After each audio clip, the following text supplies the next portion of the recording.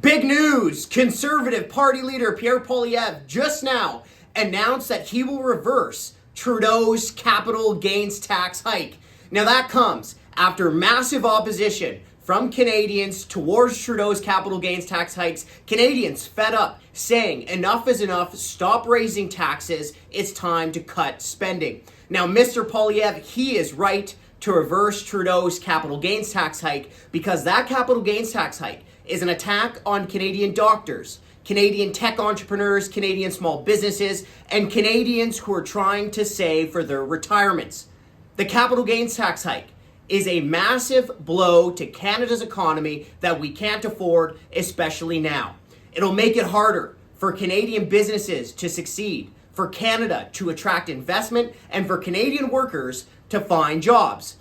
A new report just released by the C.D. Howe Institute shows just how damaging the capital gains tax hike will be to Canadians. Okay, it'll blow an almost $90 billion hole in the economy and cost Canada about 400,000 jobs. The capital gains tax hike, a $90 billion hit to the Canadian economy, costing almost 400,000 jobs. So it's great to see Mr. Poilievre stick up for taxpayers and commit to reversing the capital gains tax hike. That is the great news. But folks, the fight is not over. Remember, the CRA says they are going to enforce the capital gains tax hike, even though Parliament hasn't even passed a law for the capital gains tax hike.